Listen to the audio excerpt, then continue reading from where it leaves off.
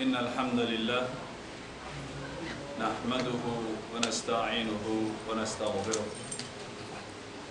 ونتوب إليه ونعوذ بالله من شرور أنفسنا وسيئات أعمالنا من يهده الله فلا مضل له ومن يضلل فلا هادي له وأشهد أن لا إله إلا الله وحده لا شريك له وأشهد أن محمدًا عبده ورسوله يا أيها الذين آمنوا اتقوا الله حق تقاته ولا تموتن إلا وأنتم مسلمون يا أيها الناس اتقوا ربكم الذي خلقكم من نفس واحدة وخلق منها زوجها وبث منهما رجالا كثيرا ونساء واتقوا الله الذي تساءلون به والأرحام إن الله كان عليكم رقيبا يا أيها الذين آمنوا اتقوا الله وقولوا قولا سديدا يصلح لكم أعمالكم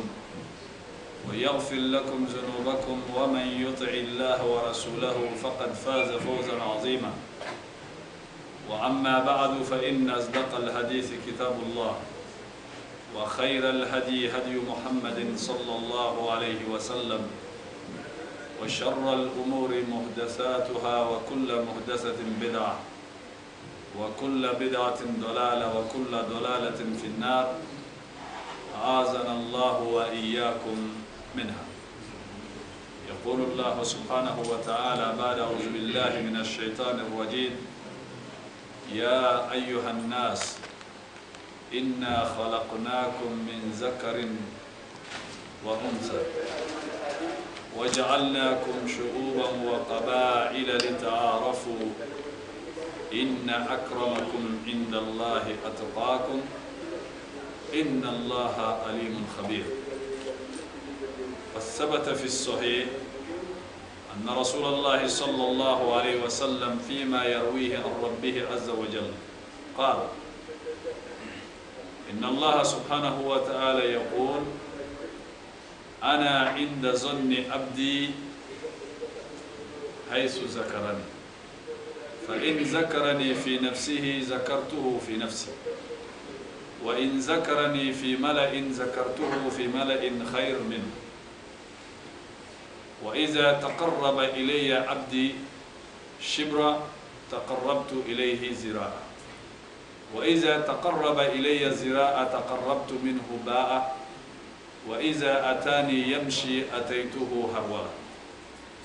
وكذلك في الصحيح عند البخاري عن أبي هريرة رضي الله عنه أن النبي صلى الله عليه وسلم فيما يرويه عن ربه عز وجل قال من عاد لي وليا فقد آذنته بالحرب ما تقرب إلي عبدي بشيء أحب إلي مما افترضت عليه وما يزال عبدي يتقرب إلي بالنوافل حتى أحبه فإذا أحببته كنت سمعه الذي يسمع به وبصره الذي يبصر به ويده التي يبطش بها ورجله التي يمشي بها ولئن سألني لأعطينه ولئن استعاذني لأعيذنه. وفي نهاية الحديث الله عز وجل يقول ما ترددت في شيء أنا فاعله إلا في قبض نفس المؤمن لأني أكره مساعده وهو يكره الموت. Alhamdulillah, mes chers frères, on remercie Allah, mes chers frères et sœurs, on remercie Allah pour le bienfait de l'islam. On lui remercie de nous avoir guidés et on demande à Allah subhanahu wa ta'ala de nous garder sur le chemin de la bonne guidance jusqu'à la mort. C'est ça la chose le plus importante. Car quelqu'un peut être guidé aujourd'hui, demain il est égaré. Donc on demande à Allah de nous préserver de ça. Le thème de notre discours aujourd'hui, c'est comment on cherche à se rapprocher d'Allah. Comment on cherche à se rapprocher d'Allah. Le rapprochement d'Allah, c'est nous qu'on est gagnant dedans. Allah, il ne gagne rien. Allah, il ne gagne rien. Il y a l'un de prédécesseurs, As-Salaf Salih, il dit, l'étonné, on ne s'étonne pas que nous, on aime Allah. Parce que nous, il est obligatoire sur nous qu'on aime Allah. Pourquoi? Celui qui nous donne à manger, celui qui nous donne à respirer. Tout ce qu'on a besoin jour et nuit, même après la mort, c'est Allah qui nous donne tout. Donc nous, on a l'intérêt à lui aimer forcément. Mais il a dit, ce qui est étonnant, que Allah aime son serviteur. Qu'Allah aime quelqu'un, c'est ça qui est étonnant. Mais que nous, on aime Allah, ça, c'est pas étonnant. Parce que c'est nous qu'on est gagnant dedans. On a des intérêts à gagner. Mais qu'Allah, il nous aime, Allah, il gagne quel intérêt? Et ça, c'est vraiment l'un des meilleurs cadeaux que Dieu offre à son serviteur ou à sa servante. Et le chemin de ça, Allah a tracé de chemin. Comment on peut gagner ce cadeau? Ces cadeaux-là, la clé, Dieu nous a donné à nous-mêmes. Lui-même, il n'a pas gardé la clé. Si tu veux te rapprocher de lui plus, tu as les choix. Si tu ne veux pas te rapprocher de lui plus, tu as les choix. Donc, selon le degré de ton rapprochement, les choses, ils se répondent bien selon le degré de ton rapprochement. Et ta défense, et ta sécurité auprès d'Allah, elle est au degré de ta foi. Donc, la faiblesse dans la foi et dans ta sécurité et dans ta défense est selon le niveau, les degrés de la foi. Donc Allah nous dit dans le Coran, ô vous les hommes, je vous ai créé des hommes et des femmes. Et je vous ai fait des nations et des tribus. Cela n'a pas d'autre sens que vous allez se reconnaître entre vous. D'être nation et tribu, cela n'a pas d'autre sens pour que vous arriviez à se connaître entre vous. Mais le but, ce n'est pas ça. Le but, c'est quoi? Inna akramakum indallahi atqakum. Le meilleur d'entre vous, le plus noble d'entre vous, c'est lui qui craint plus à Allah que tout le monde. La crainte de Dieu, si une femme craint Allah plus qu'un homme, la femme est le meilleur auprès d'Allah plus que l'homme. Mais dans la nature de la création, Dieu a élevé l'homme sur la femme. Dans la nature de la création, Dieu a élevé l'homme sur la femme.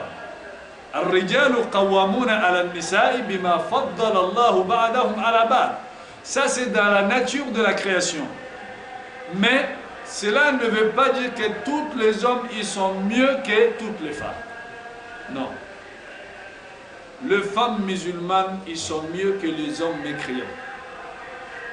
Une femme croyante, qu'elle atteint un degré de piété que l'homme n'atteint pas à ce degré de piété, la femme est le meilleur auprès d'Allah plus que cet homme. Mais dans la nature de la création, Dieu a élevé l'homme sur la femme. Mais le problème, ce n'est pas dans ça, ça c'est dans le dunya. Comme le prophète sallallahu alayhi wa sallam dit dans le hadith authentique, La fadla li arabiyyin ala ajami. Nul un arabe est supérieur à un autre. Ni un autre est supérieur à un arabe. Wala li abyad li aswad, wala li aswad li ala abyad.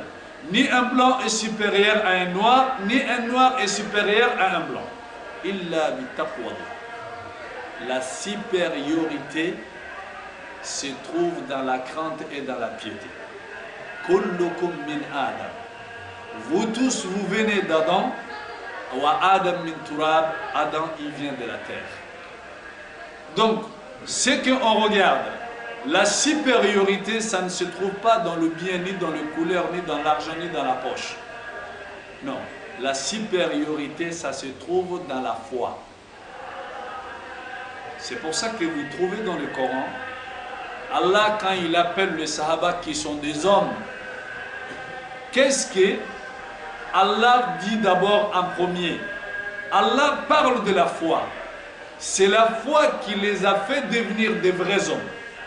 Mais sans la foi, ils ne sont pas des vrais hommes. Naturellement, ils sont des hommes. Ils ne sont pas les seuls à être des hommes. Mais les hommes que Dieu est fier de eux, ça c'est les hommes de la foi. C'est pour ça qu'il dit « Minal mu'minina rijalun sadaqu ma ahadullah alayhi. Fa minhum man qada nahbahu wa minhum man yantazir wa ma baddalu tabdila. » Et selon les croyants, il y a des hommes. Donc il a commencé par la foi. Parce que la valeur chez Allah, dans son serviteur, ce n'est pas l'argent, celui qui te donne, il n'a pas besoin. Ce n'est pas la beauté, celui qui te donne, il n'a pas besoin. Ce n'est pas la gabarit et ce n'est pas la force. La valeur auprès d'Allah sur son serviteur, c'est la foi. Donc il a commencé, la chose qui fait élever l'homme, c'est quoi? C'est pas l'argent. Yarfa'illahu allazina amanu minkum wallazina utul ilma darajat. Dieu élève les hommes croyants parmi vous, et ceux qui dotent la science, ils seront encore plus élevés que les autres. Mais il a toujours commencé par la foi. Donc Dieu rabaisse son serviteur avec quoi? Avec le kufr. Avec le kufr. Donc Allah subhanahu wa ta'ala, il rabaisse son serviteur. Summa radadnahu asfala safil. Il rabaisse son serviteur ou sa servante à cause de quoi? De sa mécréance et de ses péchés. Donc, chacun de nous, si on se rapproche d'Allah, on se rapproche d'Allah comment? On se rapproche d'Allah avec ce qu'Allah il aime. Mais on ne peut pas se rapprocher d'Allah avec ce que nous-mêmes on veut. Ça, il faut comprendre. On se rapproche d'Allah. Et comment et avec quoi? Et comment et avec quoi? Avec ce que Allah subhanahu wa ta'ala a donné pour nous, a tracé. Qu'on doit suivre le prophète Mohammed sallallahu alayhi wa sallam sur ses traces. Et comment on peut gagner ça? On le gagne en suivant le prophète sallallahu alayhi wa sallam. L'adoration, on se rapproche d'Allah avec quoi? Avec le din d'Allah, la religion d'Allah. Et comment cette religion, on l'a gagnée? On l'a gagnée par qui? À travers de son prophète. Donc on ne peut jamais comprendre cette religion si on ne suit pas Mohammed sallallahu alayhi wa sallam. À chaque fois qu'on met nos idées devant les paroles de Dieu, devant la parole du prophète Mohammed sallallahu alayhi wa sallam, on finira toujours pour voir nos erreurs. Parce que l'erreur ne se trouve jamais, si je savais, ne se trouve jamais dans la parole de Dieu, dans la parole de son prophète. Ils sont des paroles qui sont authentiques et sûres aujourd'hui et sur demain. Le résultat est toujours bon. Il n'y a pas de regret. Que je suis Allah, j'ai regretté à la fin. Wallahi, tu n'as pas su Allah. Je suis le prophète Mohammed sallallahu alayhi wa sallam, j'ai regretté, jamais. Tu as su quelqu'un d'autre que ce n'est pas Allah, ce n'est pas son prophète. Donc malgré tout, que ce soit les épreuves, que ce soit les conséquences, que ce soit les problèmes, en tant qu'on est dans le chemin d'Allah subhanahu wa ta'ala, Allah subhanahu wa ta'ala il dit toujours wal aqibatu li taqwa. Vous voyez? Il n'a pas dit que tu ne vas pas avoir des problèmes. Il n'a pas dit que tu ne vas pas avoir des conséquences. Il n'a pas dit que tu ne vas pas être éprouvé. Tout cela peut arriver, mais toujours, le début d'un combat, ce n'est pas le combat. Le milieu de combat, ce n'est pas le combat, c'est la fin du combat qui compte. C'est la fin du combat qui compte. Donc c'est ça qu'Allah dit, wal aqibatu littaqwa, dans un autre verset, innal aqibata lil muttaqin. Donc Allah il a dit le meilleur d'entre vous, c'est celui qui craint à Allah. Donc on ne peut pas se rapprocher d'Allah de quelque chose plus que la piété. Qu'est-ce que ça veut dire la piété? La piété, ça veut dire d'adorer Allah avec, selon notre moyen et nos possibilités. C'est qu'on peut. Que Allah il nous voit dans l'endroit qu'il veut nous voir. Que Allah ne nous voit pas dans là où il ne veut pas nous voir. C'est ça la piété. Là où il te cherche, il te trouve là-bas. Là où il ne veut pas te voir, qu'il ne te trouve pas là. Si on arrive à faire ça, on est devenu des pieux. On est devenu des pieux. La piété n'a pas d'autre sens si ce n'est pas ça. Ce qu'Allah il aime, on fait selon notre capacité. Ce que Dieu n'aime pas, on s'en éloigne. C'est ça qu'on appelle la piété. Donc le prophète Mohammed sallallahu alayhi wa sallam, il a dit dans un hadith al-Qudsi, al-hadith al-Qudsi, ça c'est la parole de Dieu, mais ce n'est pas comme le Coran. Ça c'est une autre forme que Dieu parle à son prophète, que ce soit directement, que ce soit indirectement à travers l'ange Gabriel. Et cela montre encore la puissance de Dieu qu'il a beaucoup de manières de faire les choses. Le Coran c'est la parole de Dieu. El Hadith al-Qudsi c'est la parole de Dieu, mais le Coran ce n'est pas comme le Hadith al-Qudsi, mais ils sont tous la parole de Dieu. Donc cela nous montre que la parole d'Allah, d'autres est mieux que d'autres. C'est Allah qui choisit. C'est Allah qui fait ce qu'il veut. Donc la croyance, elle nous décharge de tous ces fardeaux. Et Allah subhanahu wa ta'ala a dit à son prophète, Allah dit, moi je suis avec mon serviteur là où il pense à moi. À chaque endroit que mon serviteur, là où il a son espoir sur moi, moi Allah je suis avec lui. Si il m'invoque en lui, je l'invoquerai en moi. Si il m'invoque dans un groupe, moi je l'évoquerai dans un autre groupe qui est mieux que son groupe. Nous on est sur la terre. On est des pauvres. On n'a pas de force. On n'a rien. Chacun d'entre nous, s'il a les problèmes, après les causes que les êtres humains ils peuvent t'aider, après ces causes-là, si Allah ne veut pas, rien ne fonctionne. C'est pour ça que le serviteur d'Allah, il a dit أَأَتَّخِذُ مِن دُونِهِ آلِهَةً إِن يُرِدْنِي الرَّحْمَنُ بِضُرٍّ لَا تُغْنِ عَنِّي شَفَاعَتُهُمْ شَيْئًا وَلَا يُنقِذُونِ إِنِّي آمَنْتُ بِرَبِّكُمْ فَاسْمَعُونِ قِيلَ أُدْخِلِ الْجَنَّةَ قَالَ يَا لَيْتَ قَوْمِي يَعْلَمُونَ بِمَا غَفَرَ لِرَبِّي وَجَعَلَنِي مِنَ الْمُكْرَمِينَ. Il a dit, est-ce que je prendrai un autre divinité en dehors d'Allah de lui adorer?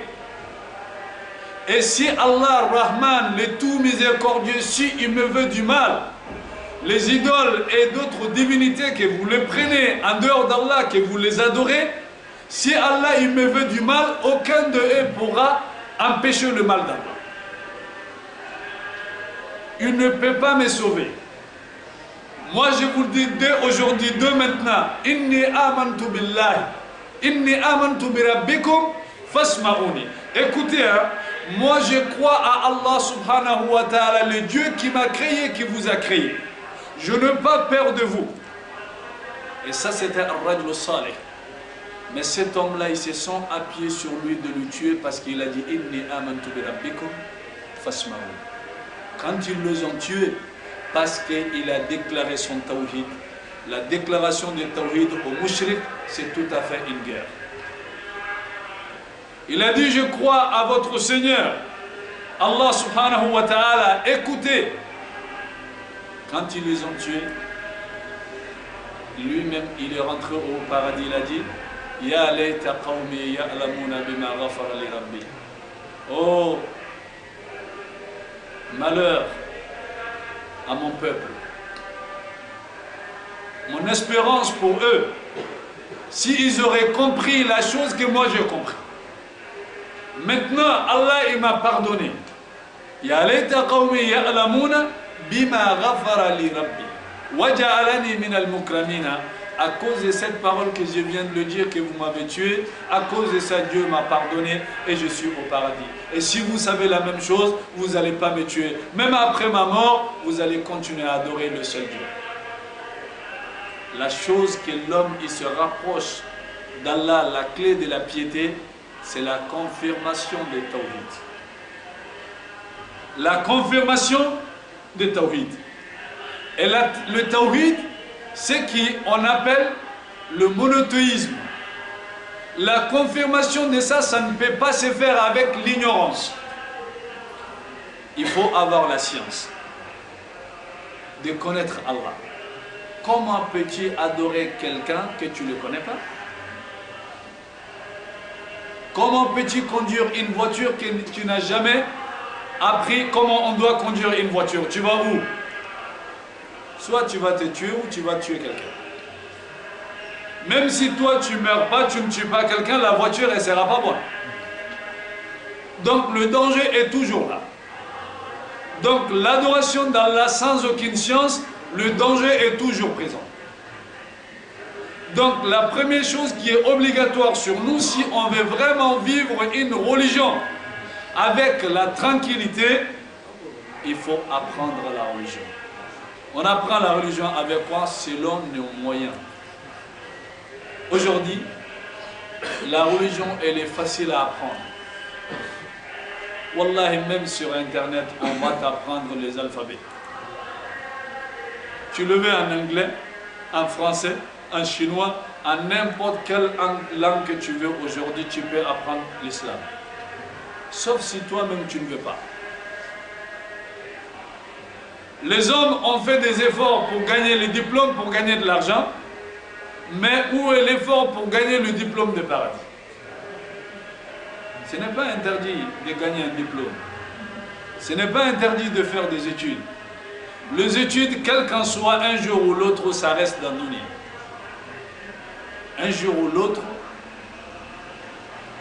la clôture de cette étude et la clôture de notre vie et de nos diplômes, les jours que l'ange de la mort il va venir, tout restera là où ils sont. Et maintenant, ils vont te retirer de tout, de t'envelopper dans un tissu blanc, des cotons dans le nez, dans les oreilles. Tu es sorti avec quoi dans le dunya? Dans la tombe, ils vont te poser 3 questions. Qui est ton Dieu? Si tu l'adorais, la réponse est facile. Qui est ton prophète? Si tu le suivais, la réponse est facile. Quelle est ta religion? Si tu as adoré Allah, la réponse est facile. Mais mes chers frères et sœurs, si on n'adore pas Allah, nous on n'a pas cherché à connaître qui est Allah, on a fini tout notre temps, toute notre vie à chercher à savoir comment je dois gagner la belle vie, comment je dois avoir un bon salaire, comment je dois avoir un bon job, comment je dois faire. Jour et nuit, on court, on fait ça. Même 5 minutes, on n'a pas pour Allah, même 5 minutes, on n'a pas pour la prière. Après, quand on va nous poser la question, Allah et cette vie, qu'est-ce que toi t'aimes? C'est la honte qu'on va dire Allah, mais on sait que c'est faux. C'est la vie qu'on aime plus que Allah. Parce que la chose que tu aimes plus, c'est la chose que tu donnes beaucoup de temps. C'est la chose qui te préoccupe. L'un de nous, si on perd la prière, est-ce qu'on est perturbé? Est-ce qu'on est inquiet? Mais si l'un de nous, on perd un rendez-vous avec un riche, ou bien un rendez-vous avec quelqu'un qui va nous donner un moyen pour notre vie, que ça va être bien, ou bien avec un président, et ce jour-là, on tremble peut-être si on ne va pas faire un arrêt cardiaque. Tu as perdu dunya seulement. Une partie de dunya, tu l'as perdu, tu es capable de faire un arrêt cardiaque, mais tu perds combien de choses de ton Seigneur par jour? Et cela ne nous fait pas la chair de poule, comme on dit. Ça nous fait pas des frissons. Mais pourquoi? Parce que nos cœurs, ils sont malades. Le cœur, il est malade. Quelqu'un, quand il est malade, le manger qu'il aime, vous allez le faire, vous allez le mettre devant lui, il ne peut pas manger. Il dit, j'ai pas envie. Parce que pourquoi? La langue ne peut pas sentir le vrai goût du manger parce que tout son corps, il est malade. Donc c'est pour ça aujourd'hui, quand nous on perd quelque chose de la religion, on n'est pas inquiet, donc on n'est pas dégoûté, on n'a pas peur, ça ne nous fait pas trembler. Mais pourquoi? Parce que le cœur, il est malade. Si nos cœurs, ils étaient en bonne santé, Wallah, ça n'allait pas être comme ça. L'un des compagnons du prophète sallallahu alayhi wa sallam qui s'appelle Abu Bakr, quand il est venu dans la mosquée, il a trouvé que le prophète sallallahu alayhi wa sallam, il est incliné dans la prière. Quand il a trouvé que le prophète, il est incliné, il s'est incliné de loin, de marcher comme ça, de venir jusqu'à il se mit dans le rang. Le prophète sallallahu alayhi wa sallam, Dieu nous a donné des choses, il est devant, mais tout ce qui se passe derrière lui dans la mosquée, il voit tout. Il est devant, mais il voit tout. Il n'y avait pas des écrans plats devant lui. Mais Allah, il le fait savoir tout, il est devant. Quand il a fini, qu'est-ce qu'il a dit à son compagnon? Il a dit, Zadakallahu hirsan wa la ta'ud. Que Dieu te rajoute plus d'amour pour la prière, parce que c'est quelqu'un, il aime la prière. Mais à partir d'aujourd'hui, il ne refait plus la même chose. Oui, mes chers frères, le rapprochement d'Allah, ce n'est pas magique. La clé, elle est dans notre main. Si on voit que la terre ne nous fait pas de miracles, parce que c'est nous-mêmes qu'on ne veut pas de miracles. C'est nous-mêmes qu'on ne veut pas. Quand on voit quelqu'un, il fait certaines choses, on est étonné de la personne, n'est-ce pas? Quand on est étonné de la personne, il faut balancer ou bien de mesurer la personne et dans deux choses. On va lui peser avec le Coran et la Sunna. Si ces actes, ils correspondent au Coran et à la Sunna, c'est un allié de Dieu. Un allié de Dieu, Dieu il nous fait beaucoup de choses. Wallahi summa wallahi. Si on aurait obéi à Allah, de la vraie obéissance, les montagnes, même les arbres, ils allaient nous soutenir quand on est dans le problème. Mais, si on n'a pas obéi à Allah de la bonne manière, les choses ne pourraient pas s'obéir à nous. Donc c'est pour ça, Allah subhanahu wa ta'ala, il a donné la clé à qui? Il a donné la clé à nous. Allah subhanahu wa ta'ala, il a dit, si mon serviteur, il se rapproche de moi d'un pas, moi Allah subhanahu wa ta'ala, je me rapproche de lui d'un coudé. Si il se rapproche de moi d'un coudé, je me rapproche de lui d'un bras. Si il vient vers moi, il marche, moi Allah, je viens vers lui en courant. Tu vois? À chaque fois que toi tu fais un peu, Allah il fait plus. À chaque fois que toi tu fais un peu, Allah il fait plus. Mais Allah il a laissé la clé à qui? Il a laissé la clé à nous. Dans un autre hadith, le prophète sallallahu alayhi wa sallam, il a dit, Allah subhanahu wa ta'ala a dit, quiconque combat ou bien il déclare la guerre avec l'un de mes alliés et que je le mets au courant que le combat est entre moi et lui, il m'a signé la guerre. Si tu veux te mettre contre quelqu'un, mets-toi contre lui s'il n'est pas dans le chemin de Dieu. Mais si tu te mets contre quelqu'un parce qu'il est dans la voie de Dieu, il n'est pas comme toi tu veux, le combat s'est déclaré à Dieu. On sait que la guerre avec Allah, le résultat est connu, qui prend la défaite. Ça c'est déjà connu. Il n'y a pas besoin de savoir qui va gagner, qui va perdre. Avec Allah, on sait qui est gagnant. Donc, dès le premier pas, la personne même, il sait que déjà il est perdant. Donc, la chose maintenant, on cherche à être les alliés de Dieu. Parce qu'il y a deux alliances. L'alliance avec le diable, l'alliance avec Dieu. Donc l'alliance avec Dieu, Et c'est ça qui nous fait élever, et c'est ça qui nous facilite la chose, et c'est ça qui fait même un ennemi, quand tu ne veux pas quelque chose, Dieu le fait, il veut pas. C'est pour ça que dans la prière, quand on finit la prière, ou bien dans le doigt du prophète sallallahu alayhi wa sallam, il dit Allahumma la mani alima atayt. Dieu, personne ne pourra empêcher de quelque chose que toi tu veux donner.